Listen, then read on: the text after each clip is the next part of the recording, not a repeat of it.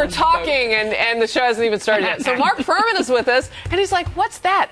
It's Outnumbered Overtime. OT, baby! Now he's scared. So what'd you think for the hour TV version of us? Yeah. Did you have a good time? Yeah, it was a lot of fun. I mean, but we were talking about it. It's intimidating for a Why? guy. Well, yeah, you know. Do you have daughters? Good-looking women, and you're sitting here. It's like I'm trying to make Detective Sergeant. I'm in like an oral review board / a dating opportunity times 4. Well, I'm married. She's married. No, She's got just, a couple. It's just the intimidation factor. Do you have daughters? I have 1 daughter, 1 son. Okay. Okay. A rich man's family, they call it. Is that what they call it? Mm-hmm. All right. Because a lot of our one lucky guys that have daughters, we typically like to find out, if they have more than 1 daughter. Like Tucker Carlson has a couple girls, and so he's outnumbered at home. So he feels very comfortable on the couch. Congressman Sean Duffy has 5. I know. Good Lord. So this was like a step down. Did he not catch on? In the gender pool. At No, like I 3, guess maybe let's just stop. They just kept trying. Were they trying for a boy the whole time? I don't know what they were trying for. I didn't ask. By the way, viewers loved what you had to say about the Final Four and March Madness and all that kind of stuff. They agree. They're all looking forward to it. It's March Madness. All rules are off. Oh, that reminds me. I have to fill out my bracket today. Stossel's team is they're doing a bracket. Stossel plays basketball? Stossel is actually a world-class beach volleyball player. He is an incredible Is that volleyball true? player. He's so good, yes. And Stossel, I was on his team when we played beach volleyball at Reason Weekend 3 years ago, and I had the losing block, and our team lost, and he didn't talk to me after that, and I thought maybe he was kidding, and then I saw him in the studio a couple weeks later. I was like, you're really mad about that? And he's like, oh, I still am. So he's incredibly competitive, very athletic. But I agree with you. March Madness, who's your team? Well, Gonzaga is usually my team, but I don't know how well they'll do. Zags. Yeah. I have them actually going pretty far. They're second tier. Yeah, they're second tier, they're but not. They choked last year. Yeah, they choked have a good at a game they should have just breezed right through. I have UCLA going to the Elite 8. You do? Really? Okay. Yeah. I wish some of the top 4 to 8 teams would change up a little bit every once in a while. They seem like about 6 out of the 8 are always the same schools. Kentucky, North Carolina. Villanova's always up there. It's always the schools that really don't have a lot of other stuff going on, but they have good men's basketball. You guys are talking Mandarin right now. What are you talking about? Beautiful language. You don't speak it. I know. Apparently, I have to learn. Pitchers and catchers. All right. So that's all from I the know live about chat, now. Brian 2001. I got to be honest. I love this show. We got to be honest. We love that you love the show. Yeah. All right. March Madness, baby. Go Mark. Who's your Kate? See, I told you. All right, just kind of great show today. J-Boy, I'm just reading all the love notes here. J-Boy, what was J-Boy's name? I don't know, J-Boy something. Thank you for J-Boy 6930, blah, blah, blah. A lot of people curious, and I want to get back to it here. Did you ever visit OJ Simpson in jail? Is that a serious question? I guess it could be. Does that ever happen? I visit him all the time. Mm-hmm. Oh, you're being facetious. Yes. Here it is. Julie for Everett. Mr. Fuhrman, did you ever visit OJ in jail? No, I mean, and I don't even know why anybody would even ask or even consider that. Well, I think the only reason I would that's do where that. they know you from, Right. and they know OJ, and they know you and your name, and they're wondering if there's still an association. Did you know? Okay, when OJ was acquitted, did you know that at some point he would end up in prison again? And did you think it would be something like this, or did you think that? Oh, it was inevitable. It's like Robert Durst. You have somebody that is rich and famous, that people go, this is too much trouble. Yeah. We're going to let somebody else figure out how to handle this. I'll give it to my boss. We'll do a handoff. And it just gets watered down until nothing's done. I mean, he had many instances he should have been arrested and put in jail. But it was just a matter of time. And then he went about, getting in road rage incidents, stealing cable.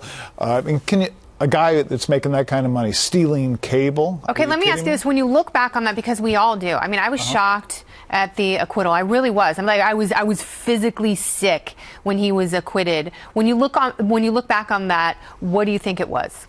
Do you think it was the way the judge gave jury instructions before voir dire? Do you think that not allowing people into the courtroom who read newspapers? What do you think it was? Well, you first have to, I mean, the elephant in the room is, it's because LAPD is racist and Fuhrman planted evidence and this and if you want to believe that, then you're a jurist that didn't listen to any of the evidence and you watch the defense unable to prove a thing. Yeah. So you didn't do your duty. But if we're going to remove that and then just look at it, it's the same reason Jodi Arias isn't going to be put to death. Good-looking females are never put to death. Famous athletes, everybody wants to believe they're incapable of doing something that every other human being is capable of. Yeah. So there we have it. I want to bring in this from the chat. This is interesting. Have you guys been reading about the White House being advised now by General Petraeus? So there's some question about that. Why would that be? Anybody have any his thoughts girlfriend? On that? No. They both work because together. he knows what he's doing. Interesting, right? They took him out not based on his merits. They took him out for political purposes. About his email. Yeah, about his email. How do you let Hillary Clinton get away with? Well, that's a question. That's Judge Who says they're letting her get away with it? Well, it's not over yet. That's true. Obama's going to turn sideways on her when it counts, and when it's going to be down to a decision, he will go. Yeah, I think they're holding that over his head. Yeah, I don't think.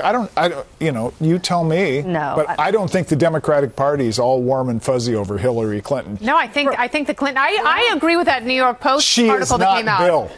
She's not Bill, and I don't think the Obamas and the Clintons like each other. I believe that. Do you think? I believe that the Obama White House planted that story. I believe it 100%, and I think that's actually going to give a lot of Democrats pause, and they are going to do sort of a reinvestigation with themselves and try and figure out who do I like least between these two. Let me give you some empirical data. One is, since this whole thing broke, her numbers have not moved at all. And in fact, people have made up their opinions about her one way or the other. You either love her or you hate her.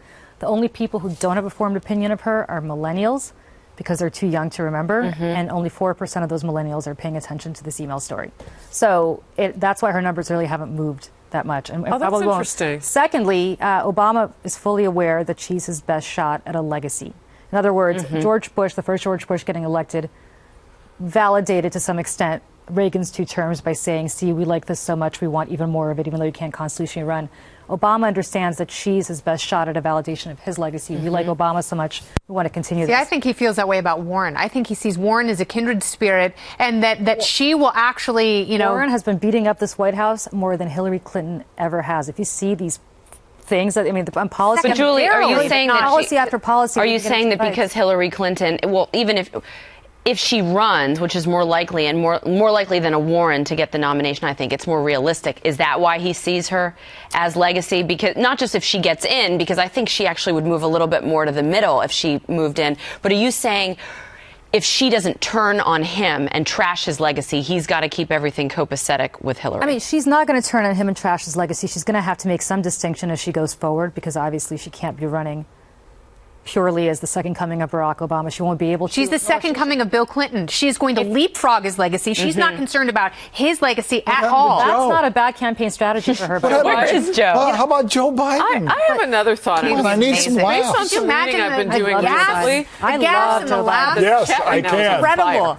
Like, that would be share with us what people are tweeting and well, questioning. they're kind of going back and forth between what you guys are saying. Can I just say something really quick while you're looking for stuff, Harris? I just realized, because whenever my brother is a former cop and whenever we go out to eat, he always has to sit facing the door. And I realize, you're uncomfortable because your back is to all these windows. I'm the same way. I could tell. I just realized, because I'm always looking for weirdos, and I realize, you don't have the same. But wait a second. Okay, I'm the same way. I can't question. sit with my back to the door. I'm like a former mobster. I don't know what my problem is in a different life. I cannot sit with my back to the door. Yeah, I'm the same way. Harris, go. We got a minute left. I go into a restaurant. Ronnie Dudley says, and this is just maybe interesting to me because he's advising the White House now, Reverend Al Sharpton. Mark, anybody on this planet can do anything about prosecuting him. He's got some tax issues, reportedly. Any thoughts on that quickly? Well, yeah, the Department of Justice can, and I think that if we have a Republican president and a Republican attorney general. You really think it's politics? You don't think that crime is apolitical? Well, if you owed $4 million, you don't think they'd be knocking at your door? If I owed $4 million, you wouldn't be able to find me because I'd be on like $4 million island. I don't know. I'm just talking. All right. I don't really know what that would feel like. I bet it's sunnier than the real life, though. As long as you bring up Al Sharpton, I can't imagine a president aligning himself with somebody that is so uncontrollable and so erratic and so inaccurate and in some regards so corrupted. Yeah. Well, he has, and which is so weird. Something about Ferguson that's really strange. Yeah. You know, the whole thing about Hands up, Ferguson is a statement on the state of police and how they relate to the community. This is the best they can do. This is the poster child. I guess everything's fine. Mark, thank you so much. We had a great time. Thank you. This has been magical, as I promised that it would. We will see you back here for more magic tomorrow at noon. Have a great I love magic.